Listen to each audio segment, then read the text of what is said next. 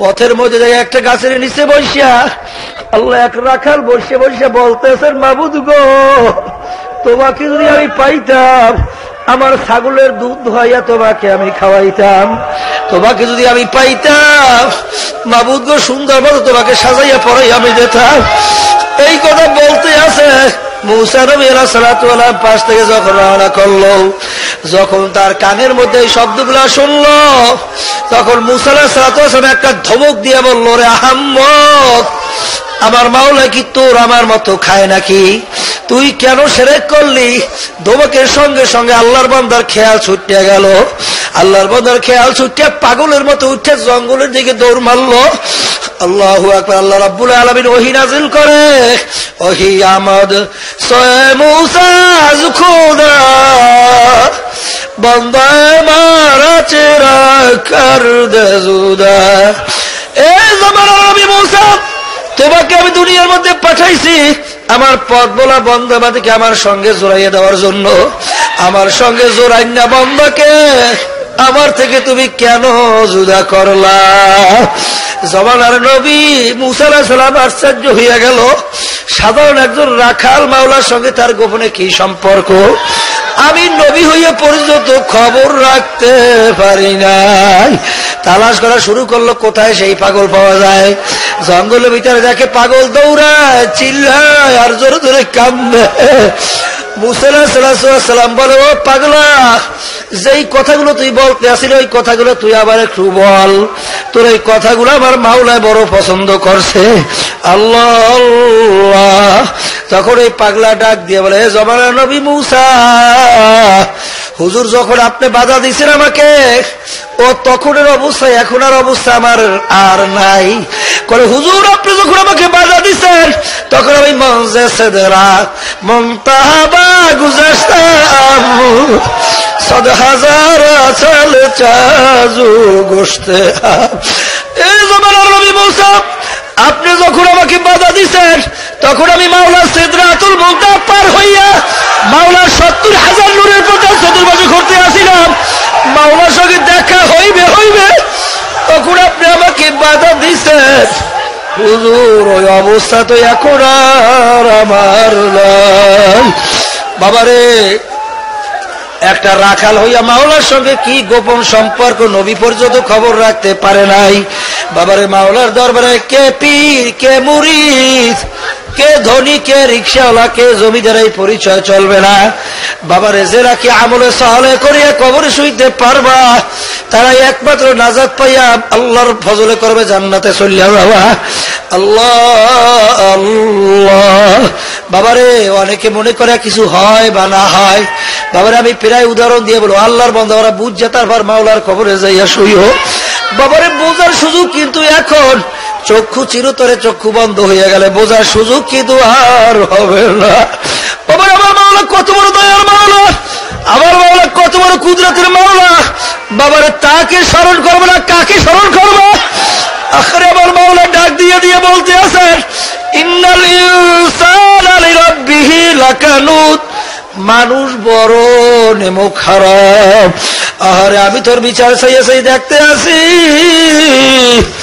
তুই তোর বাড়িতে একটা কুকুর ভালো, কুকুরটাকে তুই কোনো ভালো জিনিসের ভাগ দাও না। আল্লাহু আকবার। বরঞ্চ ভালো জিনিস খাইয়া খাইয়া হাড্ডি কাটা তুই বাহিরে ভালাও। ওগুলা খাইয়া খাইয়া কুকুরটা তার জীবনকে বাঁচাইল। আল্লাহ রাত্র যখন হইয়া যায় তুই সারা রাত্র ঘুমাও, কুকুর কিন্তু ঘুমায় না। বাবারে, মালিক সারা রাত্র নাক টানিয়া ঘুমায়, কুকুর কিন্তু ঘুমায় না। কুকুর সারা রাত্র বাড়ি পাহারা দেয়, আল্লাহ মালিকের জন্য কোনো ক্ষতি না হয়। ভোরবেলা দেখেন কুকুরের চক্ষু লাল হইয়া গেছে। যদি ওই সময় মালিক ধরিয়া কুকুরকে লাথি মারে, উচিত ছিল কুকুর মালিককে ধরিয়া কামড় দেওয়া। ওরে নেমো খারাপ, তোর কোনো ভালো জিনিসের আমি ভাগ খাই নাই। ভালো জিনিস খাইয়া তুই কাঠি কাটা বাহিরে ফেলাইছো, ওগুলা খাইয়া খাইয়া আমার জীবন বাঁচাইলাম। তুই সারা রাত্র ঘুমাইছো আর সারা রাত্র তোকে আমি পাহারা দিছি, তারপর তুই আমাকে মারো, তোকে মারিয়া রাখবো, কামড়াইয়া রাখবো না। বাবারে কুকুর কত মালিকের দাসত্ব স্বীকার করলো, কুকুর কিন্তু মালিককে কামড় দেয় না, বরং ল্যাজটাকে পেটের নিচে ঢুকাইয়া আল্লাহ মাথাটা একটু কাইত করিয়া কান্ডা একটু নোয়াইয়া চক্ষু ধরে একটু বুঝু বুঝু মালিকের দিকে তাকাইয়া কেমন জানি করু সুরে ঘেউ ঘেউ করিয়া ডাকে। মনে হয় যেন কুকুর বলতে আছে, মালিক তুমি আমাকে মারিও না, তুমি আমাকে মাফ করিয়ে দাও। আমার বাবা ডাক দিয়ে বলো, নেমো খারাপের দলেরা, কুকুরটা তোর কোনো ভালো জিনিসের ভাগ নেয় নাই, আরে তুই ভালো জিনিস খেয়ে হাড্ডি কাটা বাহিরে ফেলাইছ, কুকুরটা হাড্ডি কাটা খাইয়া তার জীবন বাঁচাইলো, কেমন তোর দাসত্ব স্বীকার করলো, সারা রাত্র তুই ঘুমাইছ, কুকুর ঘুমায় নাই। আরে বাবা রে, আমার বাবা চাইয়ে চাইয়ে বলি মানুষ বড় নেমো খারাপ, আমি তোর বিচার চাইয়ে চাইয়ে দেখতে আসি, তুই একটু বড় হইছ, এখন তোর আম্মাকে আম্মা কইয়া ডাক দাও, তোর আব্বাকে তুই আব্বা কইয়া ডাক দাও, তোর আম্মার কলিজারা ঠান্ডা হইয়া যায়। আরে যখন নাকি আব্বা কইয়া সস্তার ডাক দেয়, আব্বার কলিজারা ঠান্ডা হইয়া যায়, যখন বন্ধুকে বন্ধু কইয়া ডাক দেয়, বন্ধুর কলিজারা ঠান্ডা হইয়া যায়। বাবার দলের লিডারকে লিডার কইয়া যখন ডাক দেয়, দলের লিডারের কলিজারা ঠান্ডা হইয়া যায়। আমার মা ডাক দিয়া বলো, ওরে নেমো খারাপের দলেরা, যেই জবানটা দিয়ে তোর মাকে ডাকছো, আব্বাকে ডাকছো, তোর আত্মীয় স্বজন বন্ধুকে ডাকছো, ওই জবানটা তো দিছিলাম আমি মাওলা। আর যেরকম নাকি তোর আব্বা তোর আত্মীয় স্বজন ডাকে খুশি হইয়া গেল, ওই জবান দিয়া যদি আমাকে একবার আল্লাহ বলে ডাক দিতি, আমার কুদরি পড়াটা ঠান্ডা হয়ে যাইত। বাবারে আখরে হাকিকত সে তো দুনিয়া বেখবর হ্যায়, দুনিয়া কি নুমাইশ পর নজর হয়। বাবারে কার জবান দিয়ে কাকে ডাকো, ওই জবান কে দিছিল, কাকে খুশি করো। বাবারে আমার মাওলাকে যদি ডাকার মতো ডাক দিতে পারো, বাবারে আমার মাওলা তো জাহান্নামেও ফালাইবে না, শয়তানের হাতেও সবর্দ করবে না, ধোয়া পোছাইয়া কোলে না নিয়া পারবে না। ও আল্লাহর বান্দারা, আল্লাহর জন্মনায় জমিনে আসছো, কি নিয়ে বাড়ি রওনা করছো, কি পুঁজি নিয়ে রওনা করলো, মনের ভিতরে কি নিয়ে বাড়িতে রওনা করলা রে মন। আরে আল্লাহ আল্লাহ। বাবারে আমি প্রায় সময় উদাহরণ দিয়া বলি রে বাবা, আমার মাওলার কত বড় কুদরাত, আমার মাওলা কত বড় দয়ার মাওলা, কত বড় কুদরাতের মাওলা। আরে মনে করছে আমরা হুজুররা কিছু বুঝি না, বাবারে তোমাদেরকে দাঁড়িয়ে রাখতে বলি, লম্বা জামা গায়ে দিতে বলি, হারাম থেকে বাঁচতে বলি, পর্দা করতে বলি। আখারে আল্লাহ মস্তে আশে মস্তে মাশুক বাদশাহ মালে মাস, পীরে মস্তে জিরে মস্তে শাইখে দর আসরারে মাল। বাবারে মাওলার পাগল হও, এর মধ্যে কি মজা না হইলে বুঝানো যাবে না। আল্লাহ আল্লাহ গফতে লাইলা খলিফা কাকুই কিছু বাজুলু শুধু পেরেশা ওয়াগবি আজ দিগার খু বাদু আবজু নিস্তি গফতে খামুশ তু মজরু নিস্তি দিদায় মজ লো अगर बूदे थोड़ा और दो आलम बेखतर बूदे थोड़ा।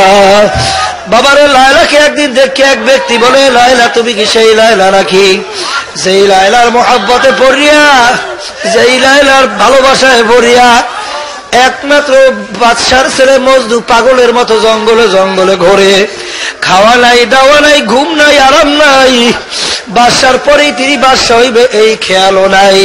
তুমি কি সেই লায়লা নাকি? কল আমি তো সেই লায়লা। তখন ব্যক্তি উত্তর দিল, তুমি তো এমন কোন সুন্দরী রূপসী না, তোমার সেই সুন্দরী তালাশ করলে আর পাওয়া যাবে না, বরং আসলেই তো মজনু একটা পাগল, তোমার সে বহু সুন্দরী দুনিয়া আছে, ইচ্ছা করলে মজনুর বাবাই নিয়ে আসতে পারে, কারণ সে তো বাদশা। আসলেই তুমি একটা পাগল, আসলে মজনু তো একটা পাগল। তখন ওই লায়লা উত্তর দেও, রে আহমদ চুপ কর, চুপ কর, তুই তো আর মজনু না। মজনুর চক্ষু দুইটা যদি তোর চক্ষের মধ্যে লাগাইয়া আমি লায়লা দিকে একটা নজর তাকাইতি, দেখতে আমি লায়লা সে সুন্দরী আর তালাশ করিয়া পাওয়া যায় তো না।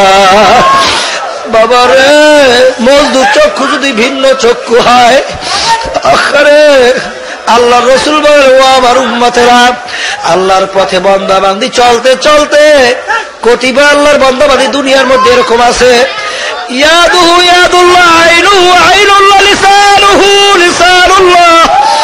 দুনিয়ার মধ্যে তারা চলতে চলতে মাওলার হুকুম অনুযায়ী কেমন জানি তাদের হাত দুইখানে মাওলার কুদরতি হাতে পরিণত হইয়া যায়, তাদের চক্ষু দুইখানে মাওলার কুদরতি চক্ষে পরিণত হইয়া যায়, তাদের জবানটা মাওলার কুদরতি জবানে পরিণত হইয়া যায়। বাবারে, যখন ওই বন্দাবাদী মাওলার কুদরতি চক্ষু দিয়া যখন নাকি দাড়ির দিকে তাকায়, মনে হয় যেন সে সুন্দর চেহারার মানুষ আর দ্বিতীয় হইতে পারে না। যখন নাকি বাবার টুপির দিকে তাকায়, তখন মনে হয় যেন মাওলার নূর মাথার উপরে চমকাইতে আছে। যখন বাবার চক্ষু দিয়ে লম্বা জামা গার দিকে তাকায়, মনে হয় যেন ফেরেশতাদের দল জমিনের মধ্যে চলতে আছে। বাবারে, এরকম ভাবে মাওলার পথে চলতে চলতে চক্ষু যদি এরকম অবস্থান তৈরি করতে পারে, দুনিয়ার মধ্যে এরকম কত আল্লাহর বান্দা বান্দি আছে বাবারে, শয়তানের পথেও চলতে চলতে চলতে চলতে তাদের চক্ষু দুইখানে কেমন জানি শয়তানের চক্ষে পরিণত হইয়া যায়, তাদের হাত দুইখানে কেমন শয়তানের হাতে পরিণত হইয়া যায়, তাদের পা কেমন শয়তানের পা পরিণত হইয়া যায়। এখন বাবারে, মনটাকে একটু বুঝাও রে মন, চক্ষু কিন্তু আমার মাওলার চক্ষু আছে, চক্ষু শয়তানের চক্ষু আছে, এখন চক্ষুকে আমার মাওলার চক্ষু বানাবা না শয়তানের চক্ষু বানাবা? বাবারে, দোনোটার মধ্যেই কিন্তু মজা আছে। যদি আল্লাহর ফজল করবে মাওলার চক্ষু বানাইয়া দুনিয়ার থেকে বিদায় নিতে পারো, আল্লাহ রাসূল বলে, ও আমার উম্মতেরা, মান তাশাব্বাহা বিকওমিন ফাহুয়া মিনহু। দুনিয়ার ভিতরে যার সঙ্গে সম্পর্ক রাখবা, কিয়ামতের ময়দানে তার সঙ্গে উঠে হাসর হয়ে যাবে। আল্লাহর ফজল আল্লাহ রাসূলের পিছনে উঠিয়া আল্লাহর ফজলে বেহেশতে ঢুকে যাবা। বাবারে, আর কোনদিন বের করা হবে না। আজ খোদা না খাস্তা যদি শয়তানের চক্ষু বানাও, কিয়ামতের ময়দানে শয়তানের সঙ্গে উঠে বাবারে হাসর হয়ে যাবে। আল্লাহু আকবার। আল্লাহ রাব্বুল আলামিন বলেন, মিওরাইহিম জাহান্নাম, ও ফেরেশতা, ওদেরকে আমি বড় শখ করে বানাইছি, ওরা আমার হুকুম মানে নাই। আল্লাহু আকবার। ওদেরকে ধরিয়ে ধরে ফিক্কা ফিক্কা জাহান্নামের মধ্যে ফেলাইয়া দাও। বাবারে, সবুরাই দিকে যাবা কি দিয়ে রওনা করলা, মনে বুঝাইয়া তারপর যাই ওরে বাবা, কারণ কারোর জন্য শেষ বিদায় হইতে পারে। আজকে মনের মতো একটু আমার মাওলাকে ডাকার মতো ডাকবা। বাবারে, পাঁচ ঔষধ ছাড়িও না। আমার আব্বাজান বলতো, বাবারে, আল্লাহু আকবার, সমুদ্রের মধ্যে যদি কেউ পড়িয়া যায়, আরে সমুদ্রে কুলকুল কিছু দেখা যায় না, কিন্তু বাবার একটা বয়া পাইছো, কেলা গাছ পাইছো, বুকের নিচে ধরিয়া রাখো, কেলা গাছ বয়া ছাড়িয়া দিও না। আর এরকম আশাও করিও না নদীর পারে যাইয়া পৌঁছবা, কিন্তু বাবারে বয়া নিয়ে যদি সাঁতরাইতে থাকো, ভাসতে থাকো, বড় বড় জাহাজ যখন সমুদ্রের মধ্যে রওনা করবে, যখন দূরবীন দিয়া দেখবে দূরে কেমন যে একটা মানুষের মতো দেখা যায়, বয়া বুকের নিচে নিয়ে ভাসতে আছে, বাবারে, কোন জাহাজের নাবিক, কোন জাহাজের ক্যাপ্টেন তোমাকে ফালাইয়া যাবে না। আমার আব্বাজান বলতো, বাবারে, এই তরিকার ঔষধ হইল কেলা গাছের মতো, বয়ার মতো। বাবার, এই ঔষধ ছাড়িও না, পালন করতেই থাকো। যদি এরকম পালন করতে করতে যদি কবরের মধ্যে যাইয়া পড়ো,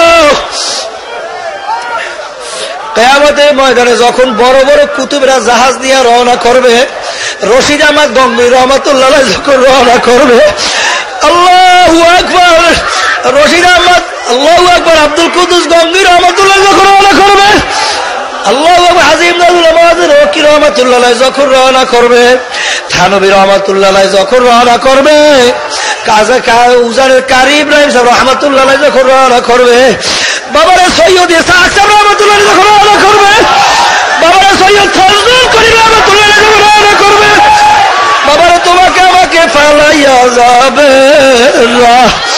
আর যখন নাকি দেখবে যে আল্লাহর বান্দা বান্দিরা, তাদেরকে আমরা বললে আসি বাবারে এইভাবে চললো, ঔষধ ছাড়ে নাই, ও আল্লাহর বান্দা বান্দিরা মজা লাগুক বা না লাগুক, কোরআন এবং হাদিস থেকে বড় আবিষ্কার করিয়ে কিন্তু এই ঔষধ দেওয়া হয়েছে। বাবা এই ঔষধ ছাড়িও না, যদি ঠিক মতো ঔষধ পালন করতে পারো, আল্লাহর ফজল করমে দেখবা কেমনে দিনার দিন দেল নেকের দিকে ঝুঁকতে আছে, গুনার দিকে ফেরতে আছে।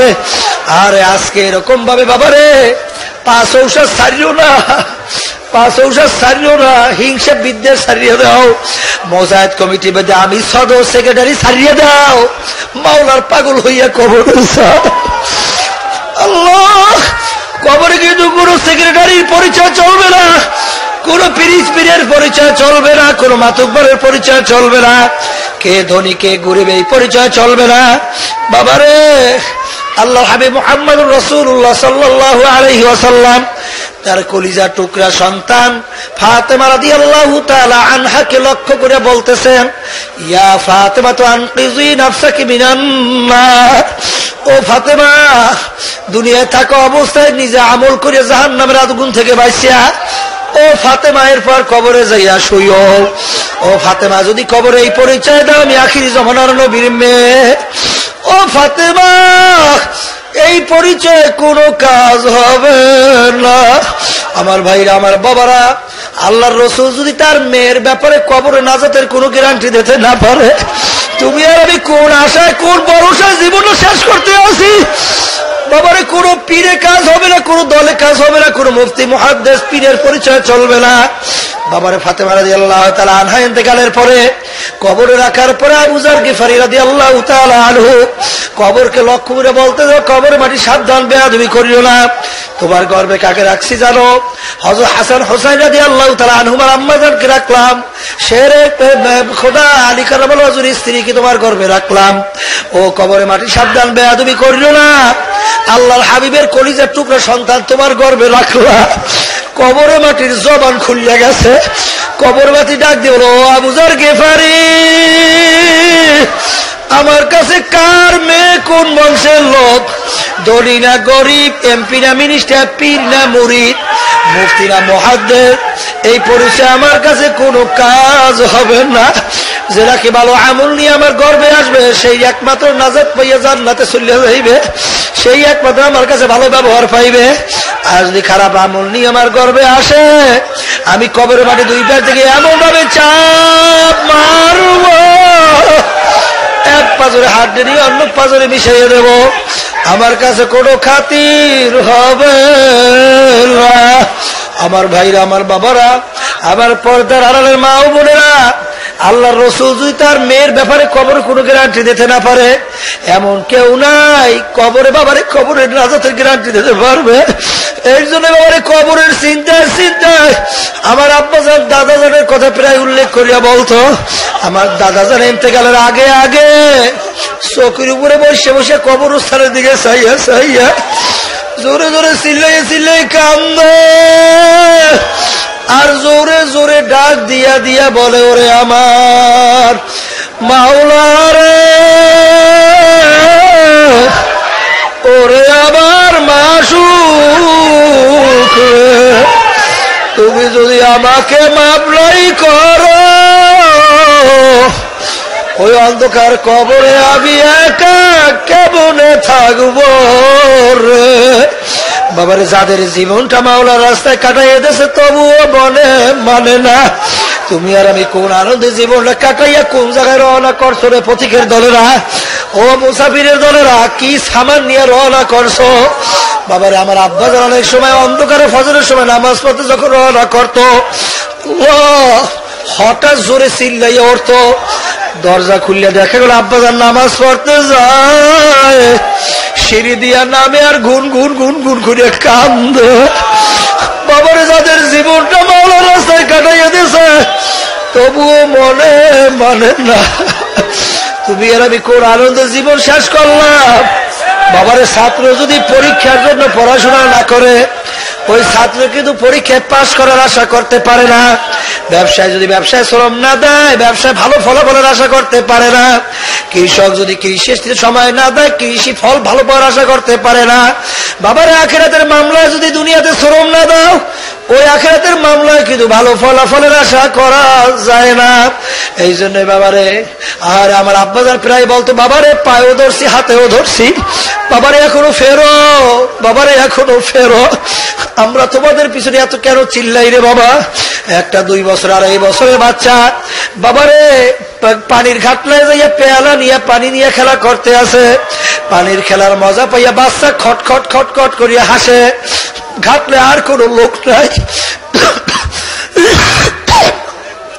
যখন একজন এক বুঝদার মানুষ ঘাটলার পাশ থেকে রওনা করে, দেখে একটা ছোট বাচ্চা একা, ঘাটলায় আর কোন লোক নাই, পানির খেলার মজা পাইয়া খটখট খটখট করে হাসে। বুঝদার মানুষ দেখার সঙ্গে সঙ্গে জিহ্বায় কামড় দিয়ে দৌড় দিয়ে যায়, বাচ্চাকে ধরে। যখন বাচ্চার পানির খেলার মজা ছুটিয়া যায়, এখন বাচ্চা তো পানির পাশ থেকে আসতে চায় না, জোরে চিল্লায়, ধরিয়ে তাকে লাথি মারে, কামড় দেয়। আরে মনে হয় জোরে পানির পাশ থেকে যাইবে না। আর বুঝদার ব্যক্তি ডাক দিয়ে বলো, বাচ্চা বাবারে তুমি তো বোঝো না, পানির খেলার মজা পাইয়া পানির পাশ থেকে যাইতে চাও না, কিন্তু বাবার এই পানি নিয়ে খেলা করতে করতে করতে করতে খোদা রাখাছে যদি একটু ঘুরিয়ে পানির মধ্যে পড়িয়া যাও, আর তো বাবারে কোনদিন আর উঠবা।